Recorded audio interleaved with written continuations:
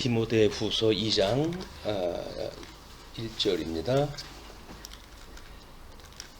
내 아들아, 그러므로 너는 그리스도 예수 안에 있는 은혜 가운데서 강하고 또 내가 많은 증인 앞에서 내게 들은 바를 충성된 사람들에게 부탁하라. 그들이 또 다른 사람들을 가르칠 수 있으리라.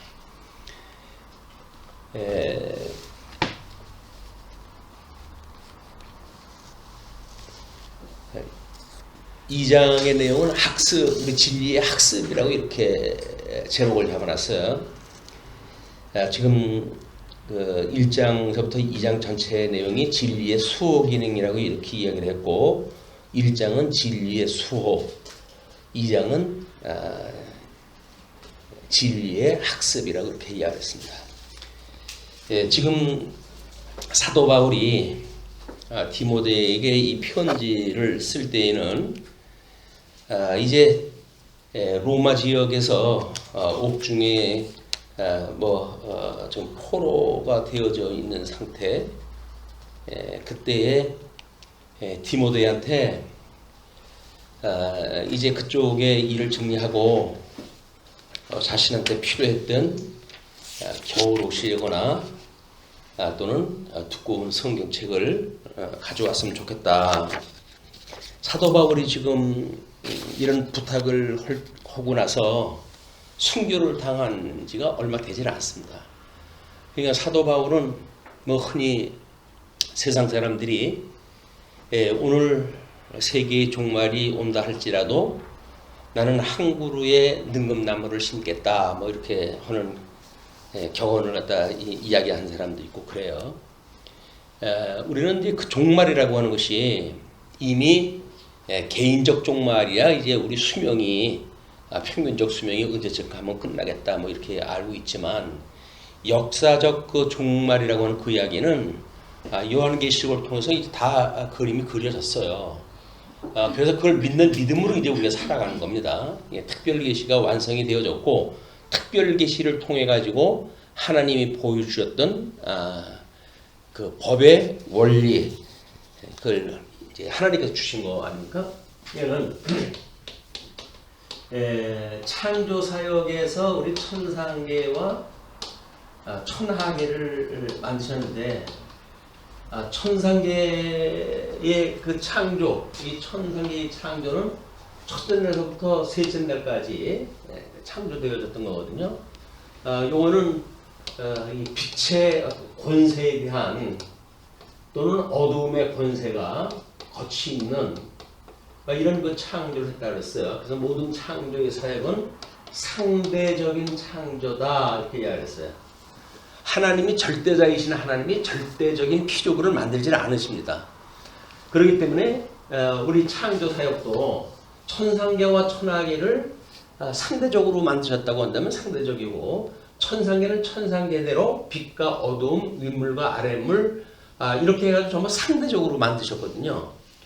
그렇기 때문에 천하계에서 만들었던, 이건 이제 넷째 날서부터 여섯째 날까지 만들었던 이야기인데, 여기서 만들었던 이 아담이라고 하는 인물도 절대적인 인물이 아니에요. 그냥 상대적인 인물입니다. 상대적인 인물. 그렇기 때문에 이 아담 안에는 이미 아내가 이제 갈비뼈로 해가지고 있는 상태로 만드셨고, 물론 그 허리에 그의 씨들을 두어가지고 나중에 번창할 수 있는 이런 인간의 머리로 해가지고 아담을 만드신 거예요. 모든 그 머리 대신 아담으로부터 하와인 아내도 만들어지고, 그 다음에 그 씨로부터 해가지고 생육하고 번성하는 일이 벌어지거든요. 그냥 하나님께서 이렇게 만드시고, 거기에다가 이제 생육, 번성, 그 다음에 땅 정복, 그 다음에 다스리라 라고 하는 통치 언약을 하나님께서 하신 거거든요. 그러니까 모든 여건을 다 만들어 놓으신 거예요. 여건을 만들어 놓으시고, 그 다음에 거기에 생육 번성을 하고, 이때는 지금 숨겨져 있는 상태죠. 그렇기 때문에 이 생육하고 번성하고 땅에 충만하고 통치하라 라고 했던 그 언약은 우리가 이 복과 저주가 함유되어져 있다고 이렇게 이야기한 것은 왜냐면 상대적인 창조이기 때문에 그렇다.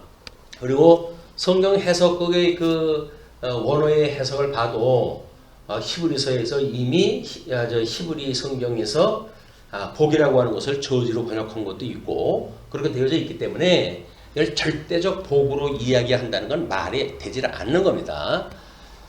그래서 뭐 이제 행위언약에 뭐 이런 것이 전제가 될 수가 없다, 뭐 선행될 수가 없다 이렇게 이야기하는 것은 지금 이 사역상 구분을 또 하지 않는 데서 오는 오류예요. 그런데 하나님께서 이 섭리 사역을 딱 하셨을 때 이 섭리 사역은 하나님이 이렇게 만들어 놓고 안식을 하심으로 해서 모든 게 창조사역이 끝나요. 그리고 이제 에덴을 창설하시고 이렇게 창설하시고 이 에덴 창설이라고 하는 그 이야기는 하나님이 아담을 만들었을 때 생육번성 땅정복 통치할 수 있는 이런 그 인물로 만들어졌다 그러지 않았어요. 그래서 흙으로 그를 빚어 만드시고 그의 코에 생기를 불어 넣으시니 사람이 된지라 이렇게 이야기해서 생명이 됐다 이렇게 이야기를 했어요. 그런데 이제 그 이 흙과 생기를 통해 가지고 사람을 만들으셨던 하나님께서는 그의 마음도 지으셨나니 이렇게 가지고 마음을 지었다고 이렇게 이야기를 하거든요. 그 이야기는 흙과 영이라고 하는 우리 육과 영이라고 하는 것만 가지고는 인간의 섭리 사역에 필요한 인격을 구성할 수가 없기 때문에 어떻게 눈에 보이지 아니하는 인격을 만들어내서 하나님이 언약했던 걸 이루어 가실까라고 하는 그 이야기를 이미 인간의 인격적 구성으로 좀 만드신 거야. 이제 이 조건이 다 이루어진 겁니다. 그렇기 때문에 우리 뭐 세계적인 그런 그 역사 내용으로 본다고 하더라도 하나님께서 천지를 만드셨고 거기에 에덴을 창설하셨다고 이렇게 이야기하잖아요. 그 이야기 창설은 이거를 우리가 심다라고 하는 그런 그 뜻이라고 이야기를 했어요.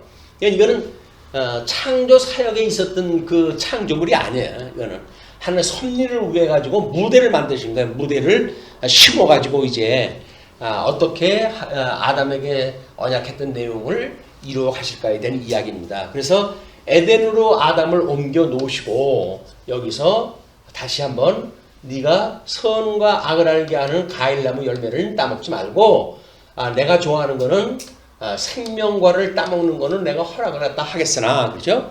모든 과일나무를 네가 먹을 수 있겠으나 선악을 하는 과일나무 열매는 먹지 마라.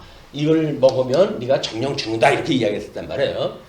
얘는 먹지 말라라고 하는 것과 먹으라고 하는 것과 하나님께서 먹지 말라고 하는 거는 싫어하시는 일이니까 먹지 말라고 하셨겠죠. 그리고 먹으라고 하는 그 이야기는 하나님이 보시기에 좋은 거니까 그냥 먹으라고 그러신 거예요. 하나님은 모든 그 뜻이 이것이 이제 하나님의 뜻인데 이 하나님의 뜻은 좋은 것이 있고 싫은 것이 있습니다. 창조할 때로부터 그렇게 만드셨어요. 그래서 빛과 어둠을 나누시고 만든 것도 전부 하나님이 좋아하시는 것과 싫어하시는 걸 놓아가지고 좋아하시는 것에 빛으로 역사났다 하게 하시고 싫어하시는 것에 악을 통해 가지고 어둠을 통해 가지고 섭리하시게끔 모든 권세까지 다 만들어서 일절 다 만들어 놓은 거예요. 모든 섭리했다 할 때 필요한 모든 조건들은 이미 다 창조가 되어진 겁니다. 그러니까 에덴 동산에 이끌어 들이셔가지고 지금 선과 악을 알게 하는 과일나무 열매를 따먹으면 넌 죽는다 이렇게 경고했다 하시고 그리고 그 아담에게 이제 뭐 동물들 이름도 짓게 만드시고 뭐 여러 가지를 갖다 하잖아요. 물론 이제 거기서 독초하는 것이 보기 싫으시니까 하나님이 만드셨어요. 만드셨지만 지금 에덴 동산에서 독초하고 있었잖아요. 왜냐면 아직 나오질 않았으니까. 독초하는 것이 싫으시니까 하나님께서 그를 깊은 잠에 뉘우시고 그 다음에 그 갈비뼈를 빼내가지고 하와를 만드신 거예요. 이것이 아담과 하와라고 하는 최초의 부부관계가 만들어진 겁니다. 최초의 부부관계가 만들어졌어요. 이제 뭐 생육번성하라고 그랬으니까 이제 아담과 하와가 생육번성 하겠죠. 그러나 생육번성 하기 전에 선과 악을 알게는 과일나무 열매를 따먹음으로 해가지고 에덴에서 추방이 되어진 거 아니에요. 이 에덴은 하나님이 지금 함께 계심으로 해가지고 빛이 주관하는 세계라고 한다면 이 추방되어진 세계는 이것이 저주의 세계가 돼가지고 어두움이 장악을 하고 있는 세계예요. 죄의 권세가 주장을 하는 세계예요.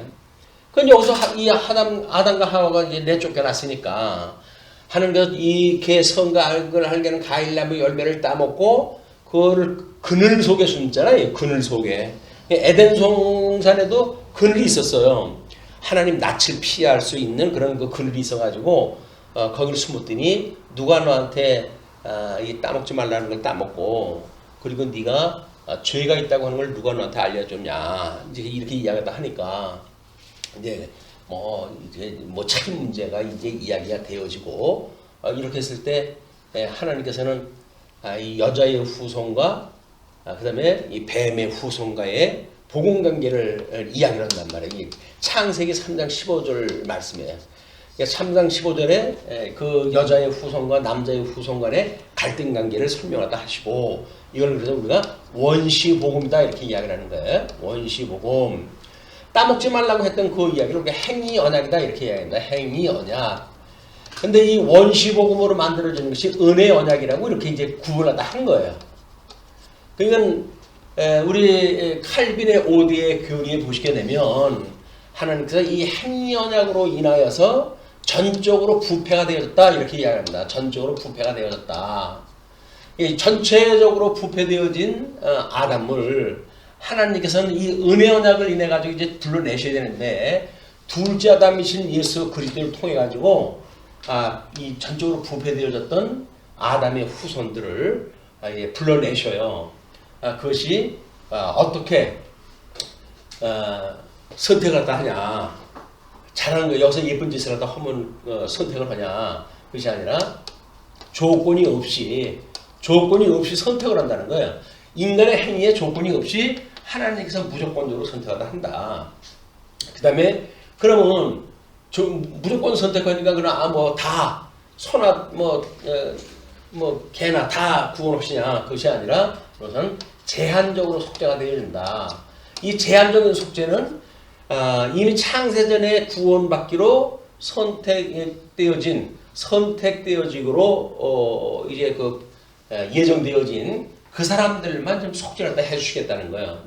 그러면 만약에 이것이 무조건 선택이 되어졌고 제한적으로 속죄한다고 한다면 그러면 받기 싫으면 받지 말고 받고 싶으면 받고 그렇게 되어집니까? 그렇게 이야기했더니 아니다.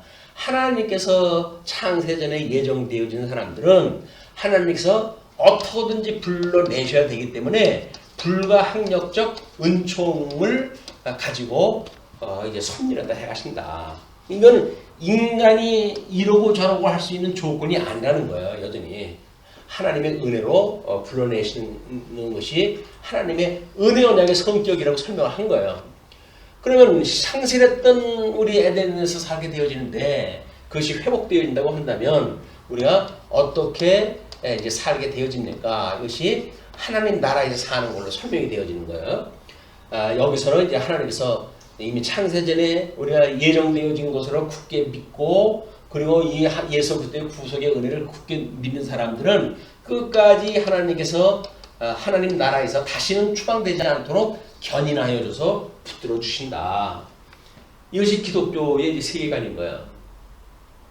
그러니까 이런 그 큰 구도 속에서 지금 이게 복음을 증거하는 일이 벌어졌고 여기서 이게 땅을 정복하라고 이렇게 이야기해라. 생육번성에 땅을 번성해라. 이것이 둘째 아담이신 예수님을 통해 가지고 생육번성 되어지는 거예요. 중생하는 자들이 중생되어진 성도들이 끊임없이 만들어지고 그리고 땅끝까지 복음이 증거되어져서 이것이 증인의 삶을 살게 되어지고 그리고 이제 우리 예수님이 땅끝까지 이를 증인이 되게 하신다고 그랬으니까 그리고 이것이 다 이루어지게 되면 주님께서 다시 오셔가지고 영원한 하나님 나라를 만드셔가지고 지금 살게 하시겠다는 거거든요.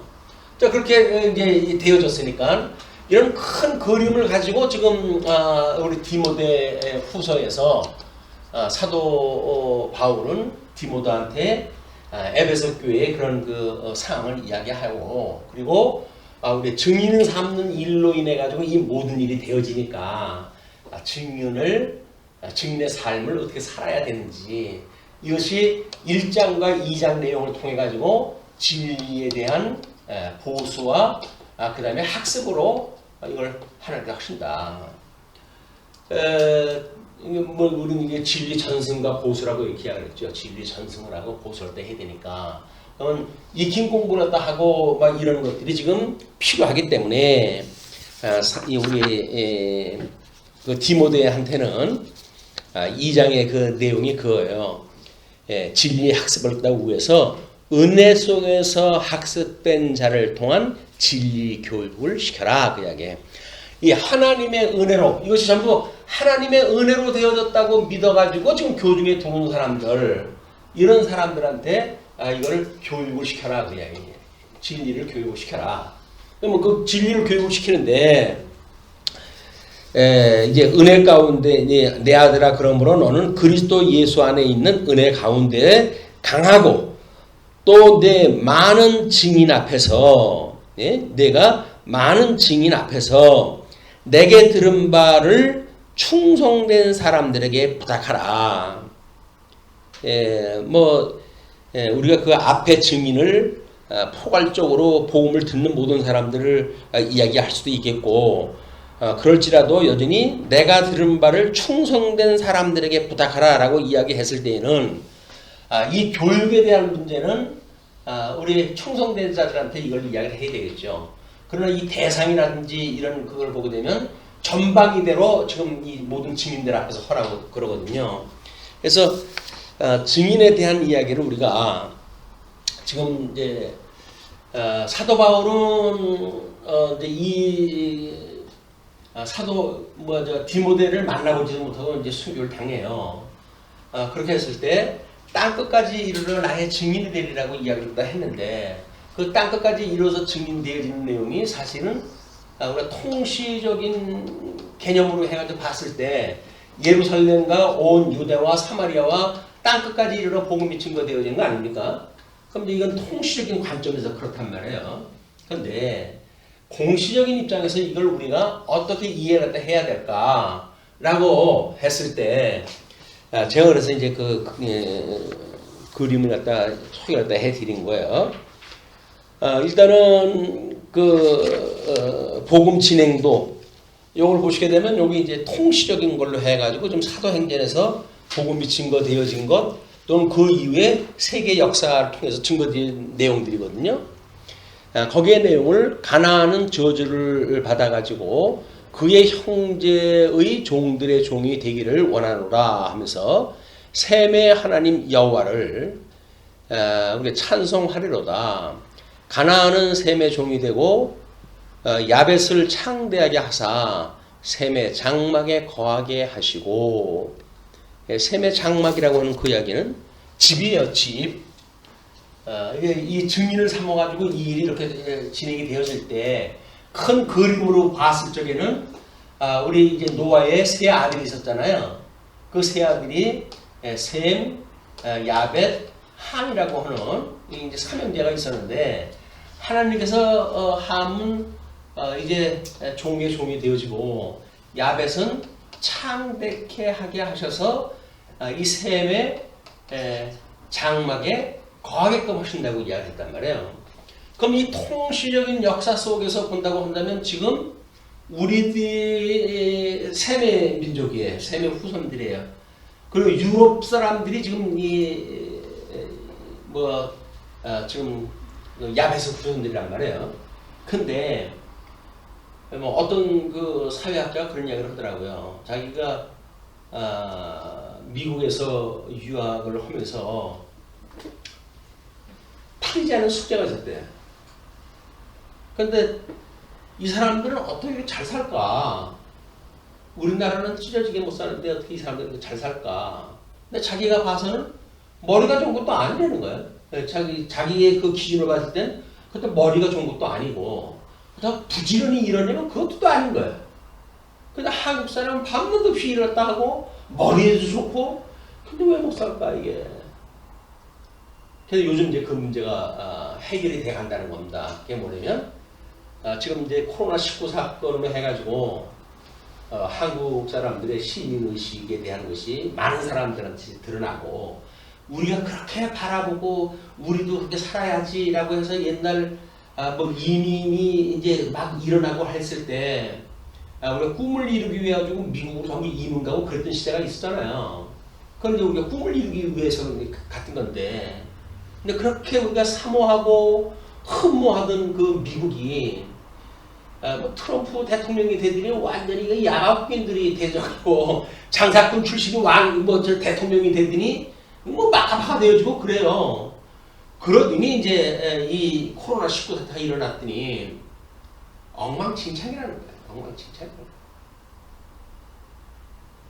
그래서 이건 되돌릴 수 없는 지금 우리의 기로에 서 있다 이렇게 이제 많은 그 어떤 사회 예견을 갖다 하는 학자들은 지금 코로나19 사태는 다시 되돌릴 수 없는 사건이래요. 이게 어떻다고 한다면 우리가 지금 세계 민족으로 해가지고 그 유럽인이 뭐 이렇게 창대했던 사람들을 지금 우리 세계 장막에 거하게 하시는 작업을 하늘 준비하고 계신 거예요. 지금 뭐 우리는 구체적으로 뭐가 뭔지 몰라요. 사회학자들이 이야기하는 것은 구체적으로도 몰라요. 다만 노아에게 하나님께서 약속을 하시기를 이렇게 약속을 딱 하셨기 때문에 세계 장막에 거한다고 그랬으니까 뭐 자기네들 과학이 발달하고 그런 모든 걸 짊어지고 지금 이 아시아 시대는 이제 열고 되어질 거 아닙니까? 그 두 축이 중국과 미국이란 말이에요. 이제 G2로 해가지고 갈등으로 해가지고 싸움이 일어나고 이제 그러잖아요. 이 엄청난 지금 세력의 충돌은 뭐 미국은 지금 뭐 꼬장을 부려가지고 뭐 너희들 하고 아무것도 이제 상관 안 하고 산다 우리 뭐 이런 정도로 해가지고 하고 그러거든요. 근데 이 중국이 뭐 꿀렁꿀렁 그냥 그렇게 하면서 뭐 받아주는 등 많은 등 뭐 하면서 적당히 이렇게 살아가면서 G2를 지금 겨루고 있거든요. 근데 그 잘난 미국이 큰 소리를 치면 모르나요? 마스크를 만들려는 데는 마스크를 만들 공장이 하나도 없어요. 왜? 싸구려 중국에서 다 사오면 되지. 그걸 뭐 우리가 하냐. 우리 잘 사는 사람들은 우리가 멋쟁이들인데 그건 저 못 사는 중국 애들한테 시켜가지고 종초로 부려먹고 그래가지고 싸구려를 우리가 싸게 만들어가지고 사가지고 쓰면 되지. 그걸 우리 왜 이 고급 자원들이 그걸 만드냐. 라고 해가지고 그런 데가 없어요. 이제 이 마스크를 만들 공장도 없어요. 그러니까 아시아에서 다 수입을 갖다 해야 돼. 중국에서 수입을 갖다 해야 되고 이게 중국에서 수입을 갖다 하다가 보니까 뭐 불량품 투성인 거야 이게. 이게 한국 걸 이렇게 보니까는 쓸만하잖아요. 이제 그 사람이 의심하는 게 뭐 지금 세계 신문이고 뭐고 해가지고 대한민국을 이놈들을 부추기는데 우리가 과연 그 부추김을 당할 정도의 무슨 그 대단한 일이 있을까? 그것이 아니라고 한다면 합리적인 의심이 필요하다. 쟤네들은 왜 그러냐 우리한테 도대체. 우리 뭐 잘난 게 있고 우리가 무슨 영향력이 있다고 해가지고 요 조그만 땅덩어리 있는 우리들한테 그렇게 뭐 칭찬하다 하고 뭐 궁뎅이 두들겨주고 등 두들겨주고 이런 걸 왜 하지 저 인간들이? 라고 생각을 해봤을 때 중국하고 막 이것을 어떤 대등한 입장에서 이야기하기는 자존심 구기는 거예요. 이제 유럽 사람들은 동양인하고 이 동등심이 되어든다는 걸 아주 수치로 여기는 사람들입니다. 이 사람들이 뭐 인종 차별이라든지 하는 것이 아니고 몸에 밴 사람들이거든요. 이거 뭐 수백 년 동안을 아프리카 사람들 데려다가 종으로 부려먹던 인간들인데 오죽해요. 아주 뼛속 깊이 그런 것들이 있는 사람들 아니에요. 그러니까 중국을 갖다 그대로 뭐 인정해주기는 싫은 거예요. 그러면 뭐 인정을 해주거나 말거나 뭐 별로 영향력 없는 그 옆에 대한민국을 보니까 뭐 사고 없이 일을 다 처리했어요. 그래 걔들 칭찬하는 게 낫지 그래도. 그러니까 중국하고 힘이 맞서 있는데 중국을 인정한다고 하는 자존심이 구겨지는 일이지만 별로 우리가 대항력 없는 대한민국을 뭐 칭찬해주고 뭐 이렇게 한다고 한들 그거 우리가 아량을 베푸는 일이고 덕을 베푸는 일인데 그 정도로 한다고 자존심 구겨질 일이 아니잖아요. 그냥 그렇게 하자라고 하는 속내가 있는 게 아닌가. 이제 그 사람은 그렇게 추측을 하더라고요. 이런 그런 생각이 들어요, 정말. 너무 우리 치 잘하니까. 왜 띄우는 거야? 나를 왜 띄우는 거야? 그러니까 이게 중국하고 지금 G2로 해가지고 완전히 이제 문화적 충돌이 일어나고 있는데 그 문화적 충돌을 그냥 수용하기는 이제 힘든 거예요. 그렇기 때문에 어차피 이제 관계는 맺어야 되겠고, 그러니까는 한국을 잔뜩 이제 축혀줘가지고, 그래서 한국에서 영향력이 지금 이제 뭐 이렇게 뭐 여러 가지로 지금 만들어지는데, 근데 그 사람은 왜 한국어 하는 거는 다만 자존심 문제로만 이야기를 하지만, 우리들이 봤을 때는 복음이 지금 어디에 있어요? 대한민국에 있거든요.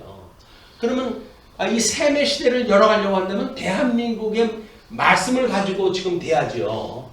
중국이 아무리 힘을 쓰고 뭐 땅덩어리도 하고 모릅니까? 복음이 하나 없는 인간들인데 그냥 하나님께서 대한민국에 복음이 있는 걸 갖다가 보화로 삼으셔가지고 지금 셈의 장막을 짓는 주축들이 뭐냐? 뭐 중국은 뭐 땅덩어리다 뭐다 이렇게 생각하는지 모르겠죠. 그러나 하나님이 보셨을 때는 아니야. 그는 복음의 기초가 세워져야 되는 거야. 이렇게 생각하는 것이 공시적인 입장에서 해석이 문제가 아닌가 이렇게 생각이 들어요. 자, 그래서 이제 우리가 뭐 성경신학을 뭐 3대 언약은 저 첫 번째 설명한 거로부터 이미 삐딱하게 나왔잖아요.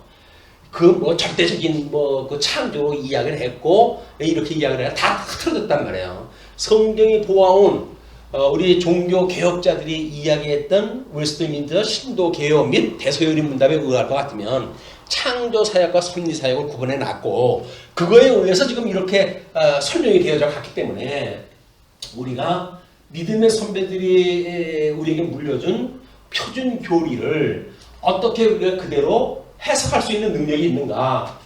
그것이 진짜 복음의 힘인 거예요, 이제. 이건 어쩔 수 없이 성경신학의 1세대는 이미 졌어요, 이제. 30년 지나 한 세대 지나서 진 거예요. 다음 30년, 이제 그것이 우리 통속 성경 개론에 의한 말씀운동이라고 보여집니다. 이 말씀운동은 어떻게 보게 되면 지금 그 사회학자들이라든가 자연과학자들은 2050년이 오지 않는다. 이렇게 해석을 하는 거예요. 왜? 이 자본주의 시장이 얼마나 지금 그 사람들은 그걸 갖다 아주 폭군들이 해가는 그런 그 자본주의로 이야기를 해가지고 야비한 그런 그 짐승들이 해가는 자본주의 해석이 이미 떨어져 있어요. 이 자본주의 세계가 유지되는 한 모든 이제 2050년을 우리가 기대할 수가 없다. 이렇게 이야기를 하고 어떤 사람은 2020년이야말로 바로 21세기의 진정한 출발이다 이렇게 이야기를 해요. 우리는 이미 성경신학이 재창될 때 21세기에 시작됐다고 이야기를 했거든요. 그러니까 우리는 보이지 않는 복음을 가지고 해석을 하니까는 한 세대 앞서가지고 그걸 이미 예견이 되어진 거예요. 그러나 이 자연 환경으로 보게 되어진 사람들은 2020년 코로나19 사건이 일어나는 걸 기점으로 해가지고 진정한 21세기에 시작됐다 이렇게 보는 거죠. 그러니까 복음을 가지고 있는 사람들이 보는 눈하고 약 한 세대 차이가 나요. 우리는 이 성경을 통해 가지고 한 세대 전에 이걸 예견했다 했어요. 그래서 제가 뭐 이제 수필을 갖다 쓰고 글 쪽에도 거기에 지금 셈의 2008년도 뭐 올림픽으로 해가지고 대한민국이 4강으로 올라가고 막 이 한국의 기운이 이제 성장을 하다 할 때입니다. 그때. 그럴 때 동양 끝자락에 조그마한 대한민국의 기운이 이 셈의 시대를 갖다 준비한다고 이렇게 이야기했더니 어떤 분이 그러더라고요. 너무 비약한 거 아니냐. 그러길래 뭐 어떤 사람은 이제 뭐 복음적으로 해가지고 변명해 주는 사람도 있고 내가 오늘도 동쪽에서 해가 떠가지고 서쪽으로 향해가지고 점으로 가는 그런 태양을 보고 계십니까? 일반 계시로 보여준 사건이에요. 이제 동양으로부터 해가지고 서양의 이 셈의 장막이 이 야벳이 창대하게 돼가지고 셈의 장막에 거하는 걸 일반 계시로 보여준 것이 끊임없이 하루에 한 번씩 태양을 동쪽으로 떠가지고 서쪽으로 지게 하는 걸 끊임없이 보여주잖아요. 그 이야기가 뭐예요? 복음의 빛이 서쪽으로 가게 하신다고 하는 하나님의 계시란 말이에요. 그걸 특별 계시로 보지 못한 사람들은 이제 그 인류의 이런 발전을 할 때 중동 아시아로부터 해가지고 해 뜨는 쪽으로 향해서 계속 오게 되잖아요. 그래도 우리나라까지 온 거예요. 이 동양까지 인류가 번창되어진 거예요. 그러니까 육적인 인류가 번창이 되어진 거지만 이 복음에 의할 것 같으면 동쪽으로 가는 것이 아니라 서쪽으로 가게 되어집니다. 왜? 하나님의 성전이 서쪽으로 정문이 나져 있고 에덴 동산에 하나님께서 이들을 내쫓을 때 서쪽에다가 하나님께서 그 화용검과 그룹을 둬가지고 에덴을 갖다 막으셨거든요. 그 에덴이 들어간다는, 에덴이 회복되어진다는 이야기는 서쪽으로부터 그 문이 열려요. 그것이 이제 우리 요한계시록에서 천년왕국의 회복으로 이루어지는 일들입니다. 그러면 우린 전 인류적 창조사회과 선민사회라고 하는 큰 그림을 가지고 지금 이걸 보는 거 아니에요. 그렇게 보게 되어졌을 때 현재 주어진 아주 협의적인 그 역사 해석을 우리가 어떻게 할 것인가. 그걸 그냥 다만 지엽적으로 빠져가지고 그걸 볼 거냐, 아니면 성경이 말하는 이 광활한 우리들한테 지혜의 복을 갖다 주셨으면 그런 광의적인 입장으로 해가지고 접근을 갖다 하고, 그 다음에 협의적인 어떤 그런 내용들도 구체적으로 연구가 돼야 되겠죠. 그래서 현재 지금 디모데가 그 사도 바울이 디모데에게 편지를 쓴 것은 우리 이런 통시적인 입장에서 보게 되면 자기 개인적 종말이, 이 개인적 종말이 이미 다 눈앞에 왔을 때요. 이제 그때 뭐 65년에 완전히 그 네로 폭군에 의해 가지고 로마 대화대 사건이 일어났고, 그 위에 그 황제에 의해 가지고 핍박이, 기독교 핍박이 본격적으로 이루어질 때거든요. 근데 그때 로마 지역에 있던 사람들이 핍박을 받고 있으니까 사도 바울이 다른 지역에 있다가 그쪽으로 향해 가잖아요. 예, 그래가지고 내가 이 복음을 갖다 가지고 들어가겠다. 들어가는데 구금이 돼요. 이제 구금이 되어지고, 그 구금이 되어져 있을 때 이 디모데에게 편지를 쓴 거예요. 그래가지고 너 거기 보게 되면 내가 겨울에 입는 옷이다. 그래서 옷 좀 가지고 오고. 자기는 과도물질 알았어요.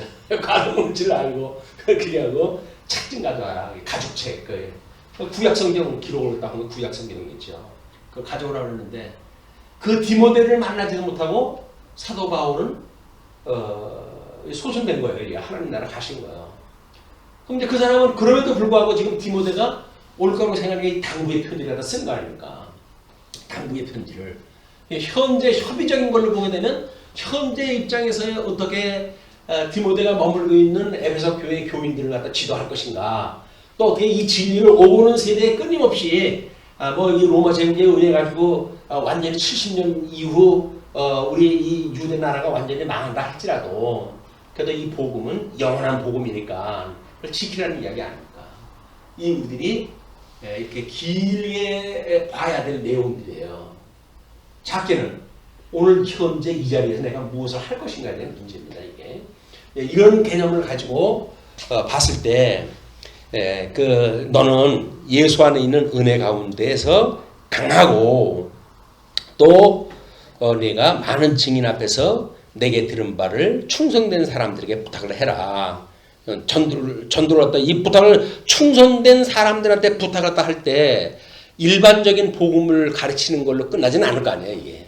그렇다고 한다면 이거는 상당히 단단한 식물로 먹여주는, 히브리서 기자가 이렇게 이야기를 하죠. 너희들이 때가 돼서 단단한 식물을 먹어야 되겠지만 아직도 연한 죽 같은 연한 식물로 해가지고 살아갈 형편밖에 안 됐단 말이냐. 그걸 이제 나무래요. 우리가 성경을 공부한다는 이야기는 단단한 음식을 먹을 수가 있어야 됩니다. 단단한 음식이 뭐예요? 우리 육신의 소유가 성령의 소유가 있다고 한다면 단단한 음식이라고 하는 그 이야기는 이쪽으로 갈수록 단단한 음식이에요. 아래로 내려갈수록 이것이 연한 식물이겠죠. 그러면 단단한 식물이라는 것이 의와 진리의 거룩으로 예수의 형상을 닮아가는 일이란 말이에요. 내적으로 해가지고 우리가 얼마나 그런 영생에 대한 확신을 가지고 진리라고 하는 걸 가지고 하나님의 형상을 닮아가고자 하는가에 대한 본격적인 교육인 거예요. 여기서는 그저 뭐 먹을 게 없으면 전전긍긍하고 입을 거 없으면 뭐 부끄러워하고 그러겠죠. 그런 게 아니다. 사도 바울이 뭐 비록 겨울에 입을 옷 좀 보내달랐다고 해가지고 옷이 없어가지고 사람들한테 무시당하는 사람은 아니잖아요. 다만 추울까봐 그걸 겨울을 예비하기 위해서 가져오라고 그런 거니까. 그래서 이런 우리가 단단한 음식을 먹는 것이 의와 진리의 거룩이라고 하는 예수 그리스도의 장성한 믿음의 형상까지 이르는 거란 말이에요. 맨날 예수 믿는다면서도 아직도 뭐 육신의 소욕에 준한 걸 가지고 뭐 전전긍긍하고 그것 때문에 속색이고 그것 때문에 힘들어하고 그건 너무 이제 이건 유치한 거예요. 아, 내가 구원 받았는지 뭐 어떡하는지 모르겠어. 아, 구원 받았으니까 영원한 하나님 나라에서 지금 견인하시겠다고 이야기를 한 거 아닙니까? 아유, 뭐 저 행위를 뭐 저거 아니 행위가 뭐예요? 행위가 지금 의와 진리의 거룩으로 해가지고 하나님의 어떠한 분이 그분을 우리가 바라보고 그분의 형상을 닮아가고 싶은 이런 걸 우리가 끊임없이 바라보고는 사는 삶이 행동으로 이게 나타나게만 해야 됩니까? 그럼 소원을 가지고 기도하는 거예요 이게. 기도를 하면 되지. 안 되면은 뭐 저는 하는 것이 없어. 아니 하는 게 없으면 왜 아무것도 안 하나? 기도나 하지. 놀면 뭐 하나? 기도나 하지.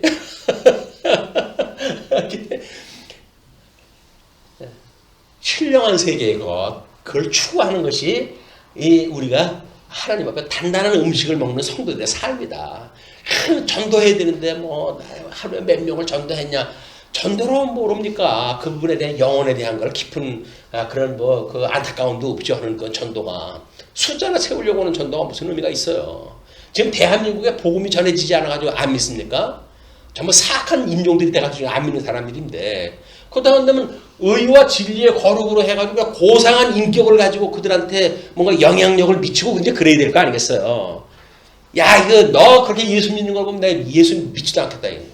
너같이 예수 믿는 사람 때문에 교회 사람들이 안 믿는 거야. 이렇게 저주받은 사람들한테 그러면서도 뭐 전도가 어쩌고 저쩌고 맨날 어떤 그 숫자로 보이는 것만 가지고 이렇게 하는 것이 형이하학적인 신앙생활을 그래. 형이하학적인 신앙생활. 단단한 음식을 먹는 형이상학적인 신앙생활이에요. 그런 우리 그 의와 진리의 거룩으로 해서 예수 그리스도의 형상을 닮아가고 싶은 그런 심정을 가지고 이렇게 살면 세상에서 싸우고 살 게 뭐가 있어요? 이 의와 진리의 거룩으로 살아가는데 이 땅에서 사는 사람들처럼 보통 사람들하고 똑같은 삶을 산다고 한다면 뭘 예수 믿어 그러면 그렇게 살다 그냥 가지. 예수 믿는다는 얘기는 우리가 구원받는다는 이야기인데 구원을 우리가 온전히 받는다는 이야기는 여기로부터 이 땅의 그런 그 저주 사단의 권세로부터 자유를 갖다 입는다는 이야기이기 때문에 고상하게 우리가 살아갈 이유가 있는 거다. 뭐 사람들 앞에서 폼 잡으려고 예수 믿고 그런 건 아니잖아요 우리가.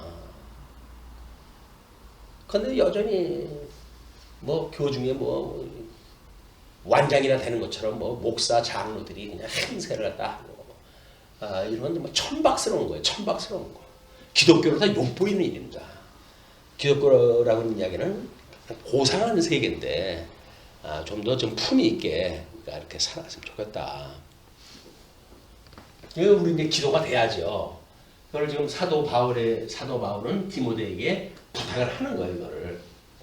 자 그러면 그렇게 했을 때 그들이 또 다른 사람들을 가르칠 수 있으리라. 이제 이 사람들이 그 이야기지만 지금 신천지 같은 데는 피라미드 구조로 그려져 있죠. 그래서 집화장 아래 또 뭐가 있고 얘네들 또 몇 개씩 뭐 해가지고 여기에 또 무슨 교육장이 있고 이렇게 해가지고 수많은 사람들이 이만이라고 하는 사람 아래 피라미드 시도가 조직이 되어져 있어요. 이런 시대는 망한다는 얘기입니다. 이제 이런 시대는 망한다는 거예요. 그럼 어떻게 하면 좋냐? 이걸 옆으로 미어야 된다. 그게. 그럼 옆으로 미면 어떤 그림이 될까요? 이런 그림이 되겠죠. 장이라고 해가지고 위에 있으면 안 된다. 횡적으로 해도 이것이 조직은 이렇게 돼야 된다. 이제 그 이야기거든요. 그럼 우리는 적어도 말씀운동 서울교회 행정조직은 이 정도는 됐잖아요. 이제 수평적 그런 관계까지 만들어졌단 말이에요. 아직도 이런 사고를 가지고 생각은 여기 있고 형식은 이런 형식이기 때문에 조화가 안 될 수는 있어요. 그러나 복음을 깨닫는다고 한다면 우리는 만인지성이에요. 다만 우리가 받은 은사가 다를 뿐이지 무슨 뭐 목사라고 해가지고 높고 뭐 장로라고 해서 높은 게 아니잖아요. 그래서 이런 우리 형식이라고 하는 그것을 우리가 어떤 사고를 가지고 형식을 이해하는가가 중요한데 이것도 한 단계 더 가게 되면 이렇게 돼야 된다는 거예요. 그 이야기는 뭡니까? 우리 예수 그리스도가 주면 몸된 교회의 기초돌이 되듯이 지도자라고 한다면 모든 사람들이 활동할 수 있도록 받치고 이렇게 그 어떤 받침대 역할이 돼야지 그러니까 섬기는 자세죠. 이런 그 제도야만이 지금 코로나19 사태 이후에 우리가 살아갈 수 있는 조직이 될 거다 이렇게 이야기를 합니다. 중간 지도자는 이제 없어지는 사회가 온다는 거예요.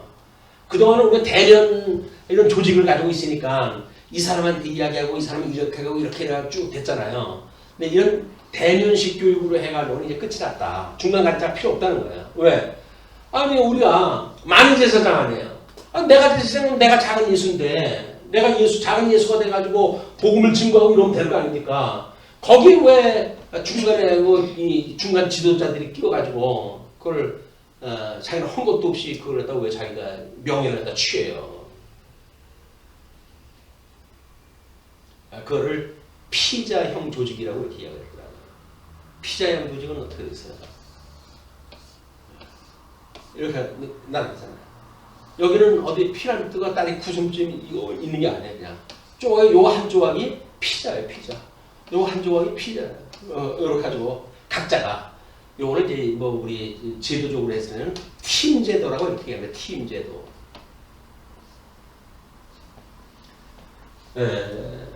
뭐 전도회가 만약에 숫자가 지금 침대 제도로 해가지고 뭐 조직이 좀 강화되고 그럴 수도 있겠죠.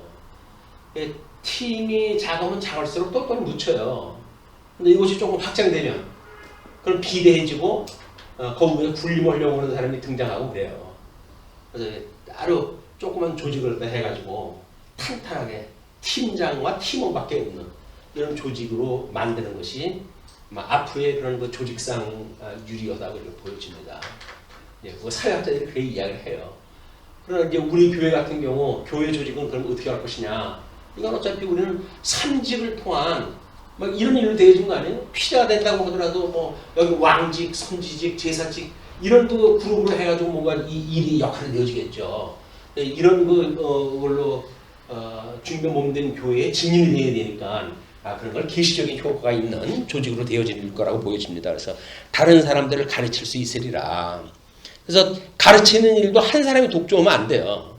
모든 사람들이 다 자기보다 조금 우리 경험이 적은 사람은 가르칠 수 있는 이런 그 제도가 돼야 된다. 그런 입장에서 보게 되면 오늘 우리가 지금 그 말씀동 성교회 이제 그 뭐 통속 성경 개론 개정위원회다 해서 뭐 교정위원회를 해가지고 거기 참석한 모든 사람들이 그걸 점검하고 검토한다는 이야기는 매우 의의가 있다고 보여집니다. 누구말마다 저 혼자 돼요. 그 이야기는 그거를 다른 분들이 동참을 하게끔 지금 이제 하는 거 아니에요. 다른 사람 동참함으로써 의의를 갖고 그렇게 해서 그걸 확장시켜가는 그런 걸로 되어져서 그거를 교정하면서 확신 있고 이런 사람들이 뭐 블로그를 갖다 만든다든지 뭐 자기 나름대로의 카페를 뭐 개설한다든지 SNS에서 뭐 나름대로 해가지고 여러 가지 활동을 할 때 폰 알리고 확장시키고 이래야 되거든요. 근데 우리는 그게 아직은 안 돼요. 젊은이들은 바빠서 안 되고 또 아시는 분들은 몰라서 못하고 이 아이러니가 이제 극복이 돼야 될 거라 보입니다. 이번에 그 교정위원회를 통해 가지고 어떻게 이걸 확장시켜 나갈 것인가에 대한 것이 우리들이 가지고 있는 과제라고 보여집니다. 자, 우리 일단은